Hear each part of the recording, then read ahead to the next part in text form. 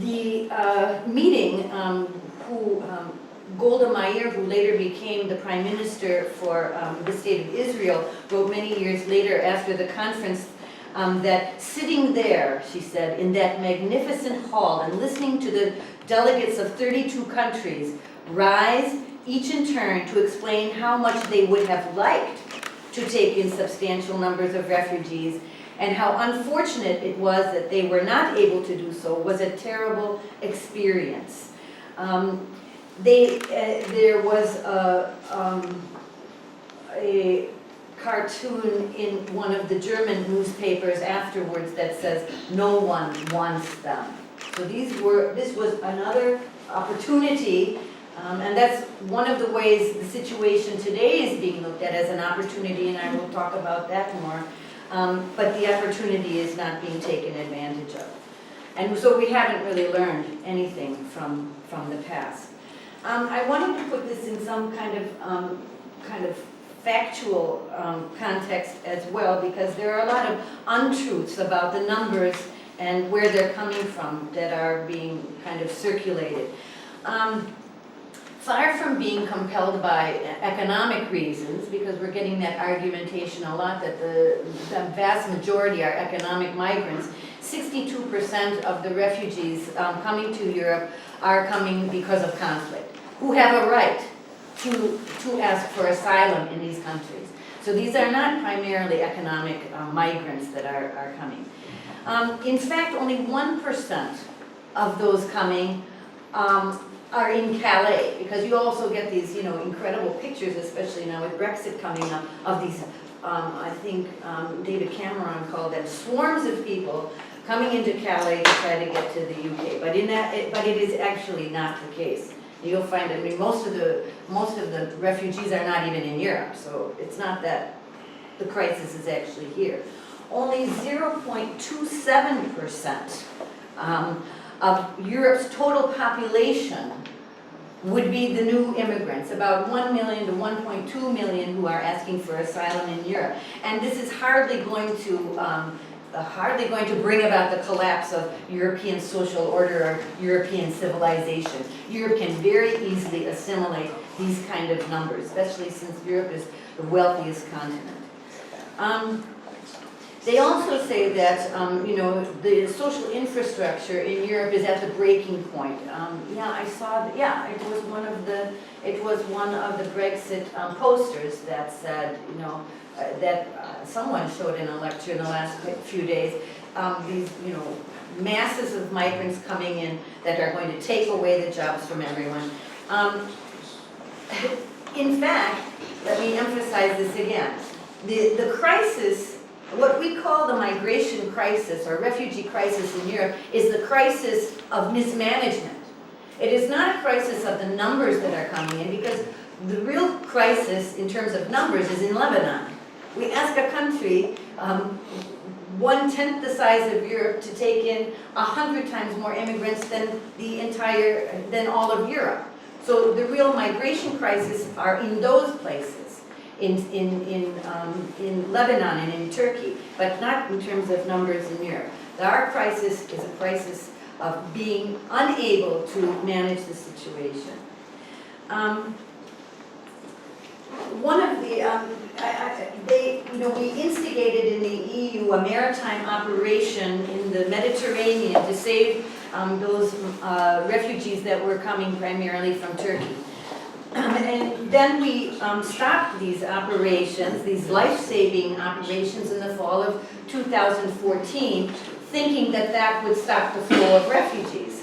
Well, in fact, the number of refugees increased during that period where we did not have the maritime, authority or the maritime rescue operations by 4%. So it completely went in the opposite direction. Instead of stifling or containing the number of refugees continued, and then we had actually no life-saving operations in the Mediterranean.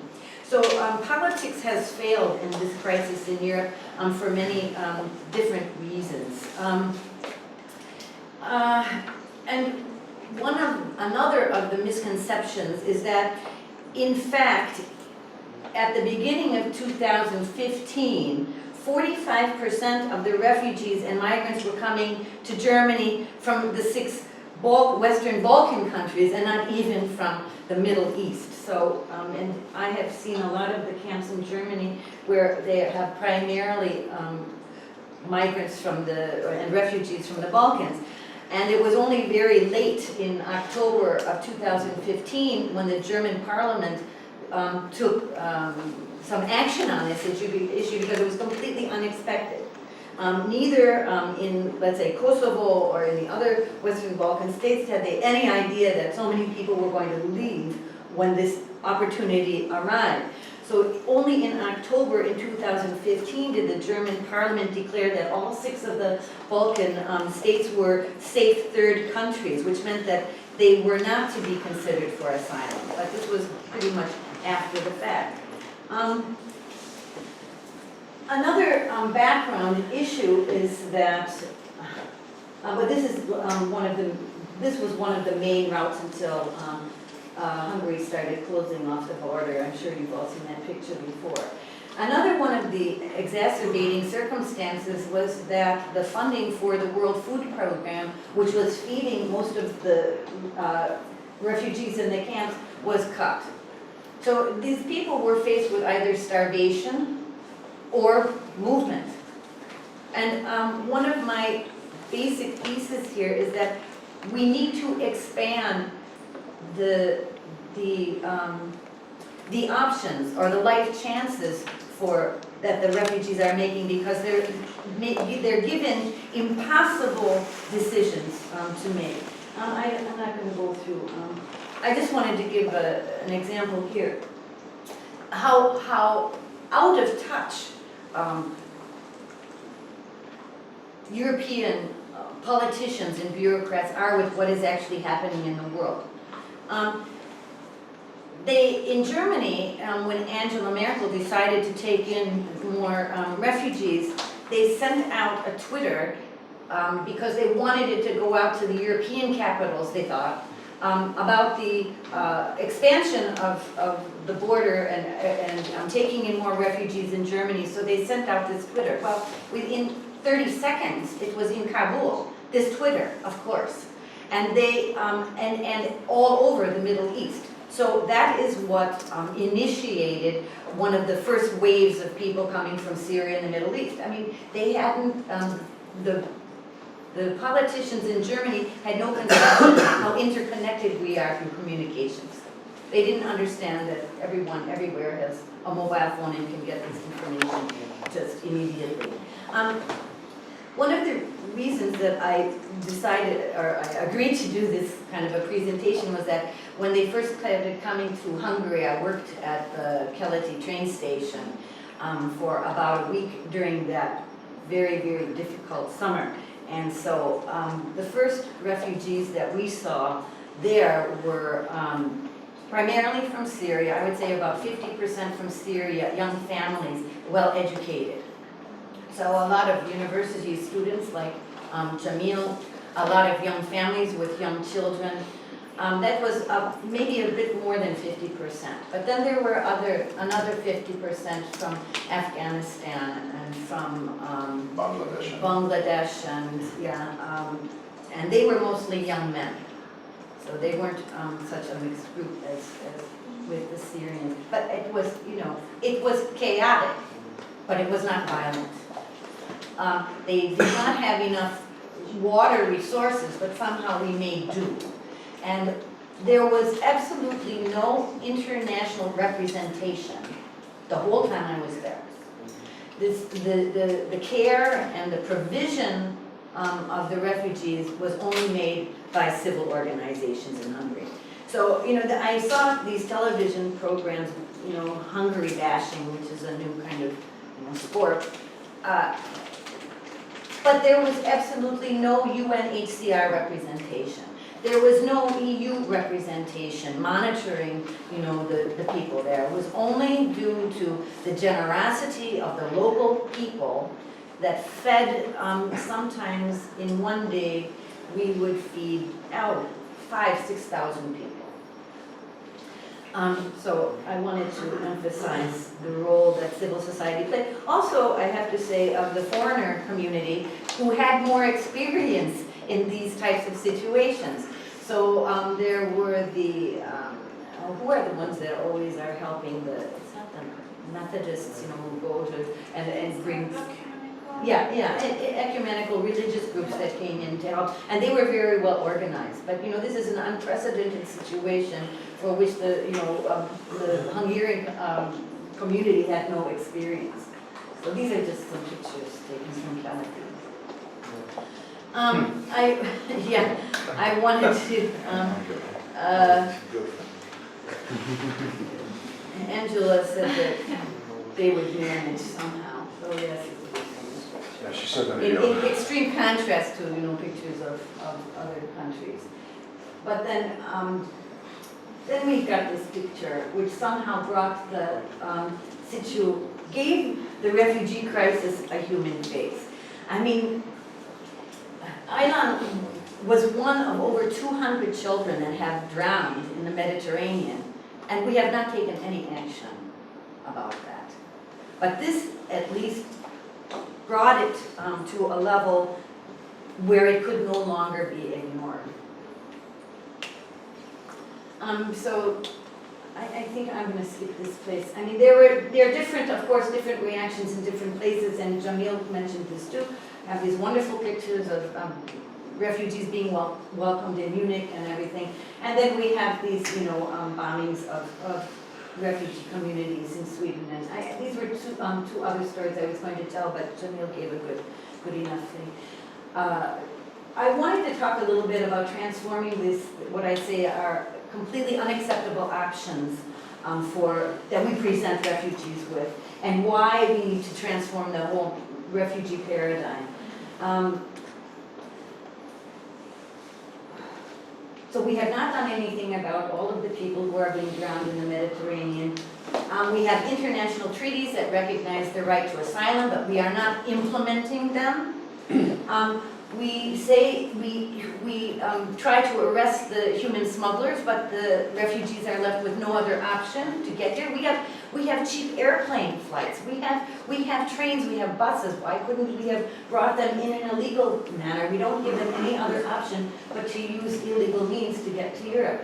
We have a labor shortage in Europe, which I will talk about in a minute, where we need people. We need a younger population. We are going to be the oldest, age-wise continent on the planet, and unless we have young energetic people who are willing to work like Jamil, Europe is not going to have much of a future. So we talk about our liberal values in contrast to fundamentalist Islam, but we have repressive policies that detain child asylum seekers, that separate children from their families, and that seize property from refugees. I mean, we have a completely hypocritical approach to the challenge. So the system is failing because we are, first of all, not implementing the rules that we agreed upon as nations in the international community. And in theory, refugees have a right towards integration or return to the country that they've come from, but in practice they get stuck in almost indefinite limbo for countless years with really no hope to get out of that. In theory, refugees are a shared global responsibility, but in practice, geography means that countries close to the conflict take the overwhelming majority of the world's refugees. This is just to give you a picture. I mean, as Jamil described, Syria was a beautiful country before this war. This is a picture of Homs, which was renowned for its beauty, and this is what it looks like today. This is one of the huge refugee camps in Lebanon. As I said, the actual refugee crisis is there, not here. One of the options that you have is resettlement in a third country like Jamil, but only 1% of the world's refugees have this option available to them. you and your family basically have three, this is also from this itinerary. You basically have three options. The first is that you can take your family to a camp where you might get assistance, like here. But there are very few prospects for your family there. Very few educational prospects, very restricted economic activity. Around the world, 80% of refugees who are in camps have to stay there for at least 5 years. It's miserable with very little chance for improvement. The second option that you may have is to move to an urban neighborhood, an urban area of a neighboring country like in Amman or in Beirut. And that's the option that 75% of Syrian refugees have taken. So this option also creates difficulties because refugees in urban areas don't normally have the right to work, and they do not get significant assistance from the governments. So when your life savings are used up, you're left with nothing and you become part of the urban poor. So the third alternative, and the one that is becoming increasingly used by Syrians and others today, is you take your family and you put them on a dangerous boat and try to get to Europe. Around the world, refugees are presented with impossible choices between these three options: precarious encampment, urban poverty, and dangerous journeys. And for refugees, that is the global refugee regime today. Politicians frame this issue as a kind of zero-sum game, that if we benefit the refugees, somehow it's going to impose costs on us and on our way of life. But I want to show you that this is not the case. That we can transform not only the options for refugees, and we can work in our own selfish interests in Europe by providing better options. So these are just some quick things that I found on the net. As I said, Europe does not even have to do this for good reasons, but for selfish reasons, because Europe is in dire need of new citizens. I took these quotes from several different articles. An influx of low-wage immigrants into a community tends to raise the wages for everyone else. This is what one study from the Washington Post showed. Because when you have an influx of immigrants, they will initially take the lowest paying jobs, which then, and this was the case in Sweden, provided those